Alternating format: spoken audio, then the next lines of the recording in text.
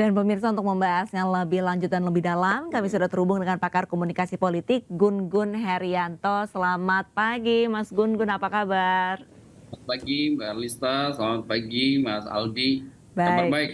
baik. Mas Gun Gun, ini kan banyak hal yang menarik nih yang bisa dibahas usai debat perdana Cawapres pada Betul. Jumat lalu. Salah satunya ini adalah gaya Gibran yang seringkali menggunakan istilah asing. Nah, kalau menurut Anda bagaimana sebenarnya yang ingin disampaikan oleh Gibran dengan debat kemarin itu?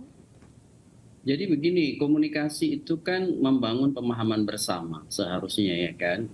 Dan proses dialektika dalam panggung debat itu wajar kalau membangun yang disebut dengan satu pertanyaan elaboratif yang kemudian memantik lawan berdebat untuk masuk ke wilayah substansi. Iya. Jangan kemudian masalahnya Arlista, menurut saya kita berdebat tetapi justru pertanyaan yang diajukan dari pihak komunikator tidak jelas. Maksud saya begini, akronim ya dalam banyak hal itu bisa menjadi pertanyaan jebakan. Ya, kenapa? Karena itu kan sangat teknis. Misalnya akronim di dunia kesehatan belum tentu dipahami oleh mereka yang tidak berlatar belakang kesehatan. Akronim misalnya di pertahanan atau akronim di wilayah misalnya sebut aja akademik seperti misalnya kami di kampus itu belum tentu orang awam itu memahami. Ini namanya Betul. pertanyaan yang tricky ya. Betul. Kemudian juga istilah-istilah yang sangat teknis seperti carbon capture and storage misalnya. Iya, Itu kan betul. sebenarnya pertanyaan yang masuk wilayah jebakan ya. Kalau kemudian mau memahami debat itu menurut saya dua hal. Pertama etika berdebat, terutama menempatkan ya yang disebut dengan mitra berdebat itu untuk kemudian elaborasi pada hal yang wilayahnya itu di wilayah substansial. Jadi bukan di wilayah teknikal. Itu yang pertama. Yang kedua juga harus memahamkan halayak luas pada substansi apa yang ditanyakan. Maksud saya begini. Masyarakat luas itu kan multistrata, ada pendidikan tinggi, menengah, bawah, yang kemudian juga pembidangannya bukan hanya bidang-bidang yang menjadi subtema yang diperdebatkan. Artinya Jadi misalnya harus seperti melihat juga audiensnya masyarakat Indonesia Nah, secara itu dia general, secara luas audiensnya. dengan berbagai macam latar belakang begitu ya, Gun Gun. Persis ya. Nah, Contoh tapi kalau misalnya kamu orang yang tadi tidak sempat menyinggung soal ethical dalam debat itu sendiri sebagai pakar komunikasi, apakah kemudian yang dilakukan oleh Gibran ini pada saat debat Cawapres kemarin bisa dikatakan debat ethicalnya sudah benar atau ada yang dilanggar? jadi bukan soal dilanggar, soal patut dan tidak patut Patut ya tidak kan. patut. Oke. Iya, karena etika kan itu ya. Dan menurut saya sudah mengingatkan bahkan sudah menulis sejak 2019 ya, waktu ada kasus unicorn, masih ingat ya? Ya, Kemudian masih ada terngiang jelas. persis.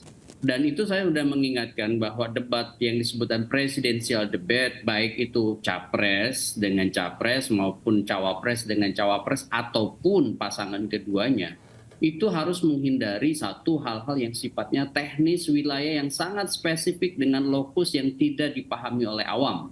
Ya. Kemudian yang kedua itu tidak kemudian tergerak para kandidat itu untuk menjebak lawan dengan istilah yang sangat teknis, mikro.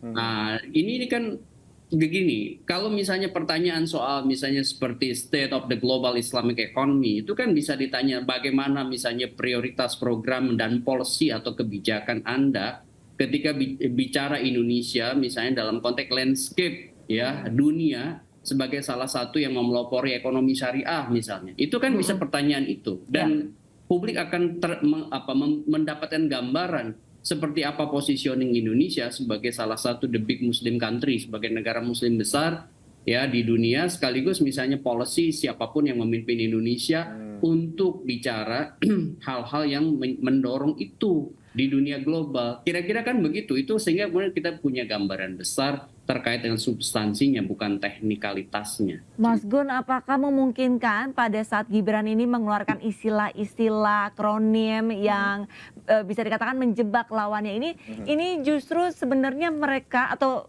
Gibran ingin menangkap perhatian dari kaum milenial, karena bisa jadi milenial justru lebih akrab dengan istilah itu, tapi masyarakat yang lain ini tidak. Kalau menurut Anda? Menurut saya istilah itu juga tidak kemudian familiar, Ya. tidak kemudian istilah itu tidak menjadi bahasa sehari-hari di Mm-mm. milenial maupun Gen Z. Ya. Contoh misalnya, apakah misalnya mereka familiar dengan istilah carbon capture and Ya. storage itu? Mm-mm. Kecuali mereka yang memang meminati isu itu kan, begitu. Oke. Maksud saya Mbak Lista, Mas Aldi, pertanyaan itu harus membangun 4 hal. Pertama adalah goodwill, kemudian yang kedua niat baik, maksud saya, kemudian yang kedua adalah respect, ya, penghargaan terhadap mitra, kemudian yang ketiga membangun pemahaman bersama, ya, dan yang keempat dalam panggung debat itu wajar kalau kemudian mengelola yang disebutkan potensi kerusakan atau damage control. Itu biasanya untuk kemudian menghindari hal-hal yang sebenarnya tidak perlu, ini kan aspek permukaan, ya, istilah itu kan aspek permukaan untuk menghantarkan pada substansi. Substansi yang diperdebatkan apa sih? Sub-tema itu gitu. Misalnya subtema soal ekonomi kerakyatan, ekonomi digital gitu ya kan. Nah, di wilayah itu kan banyak hal teknis. Nah, bagaimana misalnya etiknya para komunikator dalam konteks ini adalah cawapres yang berdebat menghantarkan pertanyaan pada wilayah substansi tadi, kebijakan, program, orientasi ke depan.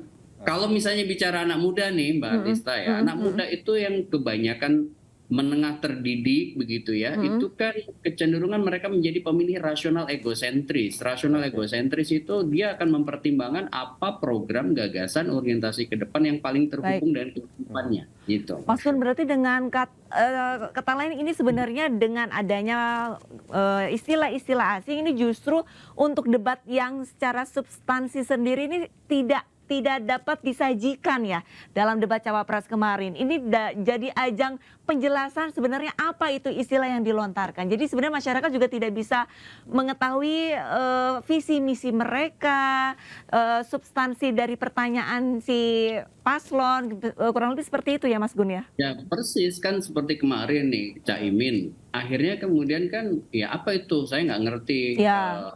Apa namanya pertanyaannya, SGIA itu apa gitu ya kan. Iya. Nah itu aja kan baru menangkap pertanyaan yang sifatnya akronim, kemudian Caimin tidak mampu mengelaborasi lebih jauh. Kenapa? Karena terjebak di situ. Iya. Baik, tapi tadi Kang Gun menyebutkan 4 poin itu sangat penting sih, fundamental menurut saya, terkait dengan goodwill, kemudian juga respect, dan juga common understandings, dan kemudian adalah damage control di atas panggung debat itu sendiri.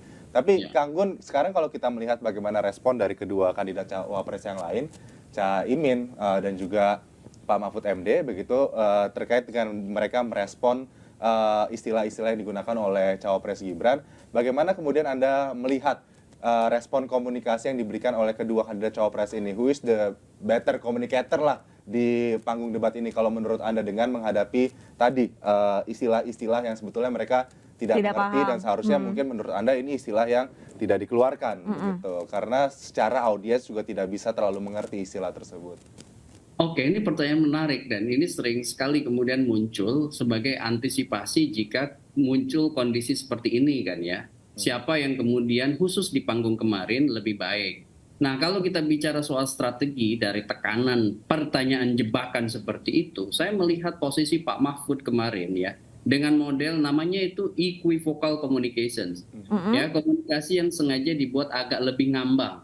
Sebenarnya dia tidak menjawab pertanyaan soal carbon capture and storage ya, tetapi masuk ke wilayah yang dia kuasai, yaitu soal hukum kan, yaitu soal mekanisme hukum ya kan. Dia tidak menjawab, saya tidak tahu tuh carbon capture and storage, kan tidak begitu. Tapi dia mencoba elaborasi, begini loh mekanisme pembuatan regulasi di Indonesia, bla bla bla bla bla, begitu kira-kira. Nah, sementara respon Caimin itu kemarin karena mungkin ada serangan yang tidak terduga soal akronim ya, kemudian sepersekian detik dia langsung merespons begitu ya, saya nggak tahu tuh apa yang SGIE gitu ya. Kan begitu ya responnya. Dua respon yang cukup berbeda. Yang satu menggunakan strategi namanya equivocal communication, komunikasi yang lebih diplomatis, lebih sebenarnya tidak menjawab persoalan, lebih Mengambang ya. lebih melebar, tidak sebenarnya menjawab soal carbon capture-nya, tetapi pada mekanisme regulasi dalam standar pembuatan regulasi di Indonesia itu sebenarnya lebih aman ya dibanding kemudian saya tidak tahu karena kenapa itu akan diambil tuh ya dari sisi angle netizen diambil kemudian diamplifikasi. Betul. Dan betul memang terjadi kan. Akhirnya Nah, terjadi. ini sisi namanya damage control tadi ya. Karena ini kan damage sebenarnya dalam konteks panggung perdebatan ya. Kalau Tetapi begitu, Kang Gun melihat ini panggung debat ini kalau kemarin itu seperti memang debat atau cerdas cermat. ya begini, kalau mau benar-benar debat, kita memang tidak bisa membandingkan juga, tidak apple to apple, misal tradisi debat dalam presidensial debate Amerika dengan kita. Contoh misalnya, sebenarnya kalau bagus ya, tentu ini rekomendasi juga ke depan. Kalau mau tidak disebut cerdas cermat, panelis itu diperkenankan untuk bertanya, ya kan? Misalnya di sesi 2 dan 3 itu ideal sekali. Kenapa? Ya tinggal membatasi durasinya saja, tetapi bisa kemudian mungkin memperdalam bidang-bidang yang ekspertisnya ada di para panelis, begitu ya kan? Untuk kemudian juga mengelaborasi beberapa hal terkait dengan substansi. Tapi kan itu tidak menjadi kesepakatan untuk tidak panelis bertanya hanya merumuskan pertanyaan, seperti halnya misalnya saya di debat perdana merumuskan pertanyaan terkait dengan isu tata kelola partai, HAM, ya kemudian governance, good governance dan lain-lain ya. Itu menurut saya ya ini bisa kemudian menjadi kritik ya ke depan ya bisa saja kemudian beberapa hal terkait misalnya dengan substansi persoalan yang menjadi tema debat itu memungkinkan ada pihak independen yang kemudian punya background kompetensi masing-masing sesuai dengan subtema itu untuk kemudian turut mempertajam ya visi misi yang disampaikan oleh para pasangan calon. Nah, kalau segmen 4 dan 5 menurut saya sudah bagus ya. Sekarang udah berjalan, jadi tidak terkesan cerdas cermat ya, karena ada dialektika seperti misalnya Pak Ganjar, Pak Anies ya, yang kemudian dalam beberapa hal berbeda dengan Pak Prabowo dan itu kemudian cukup artikulatif ya, menurut saya verifikatif juga. Termasuk juga di debat kedua menurut saya dialektika udah mulai terbangun, serangan-serangan yang sifatnya basis program, basis gagasan dan orientasi ke depan sudah mulai bermunculan. Hanya sayang menurut saya ada satu distorsi ya ketika di satu segmen ada misalnya komunikator yang pertanyaannya itu menurut saya lebih mengarah pada hal-hal yang sifatnya bukan ingin meminta gagasan program yang elaboratif, tetapi lebih memancing lawan berdebatnya pada kebingungan atas istilah yang digunakan. Kira-kira begitu. Karena saya jadi ini juga mikir juga kalau nanti di next debate kemudian kandidat lain juga memakai strategi yang sama, akhirnya kan jadi blunder begitu, semua menggunakan istilah-istilah yang karena istilah kan banyak sekali ya dan tidak mungkin kita bisa menghafalkan semuanya jika kemudian dilemparkan istilah-istilah yang tidak dimengerti semuanya akhirnya membuang waktu gitu kan.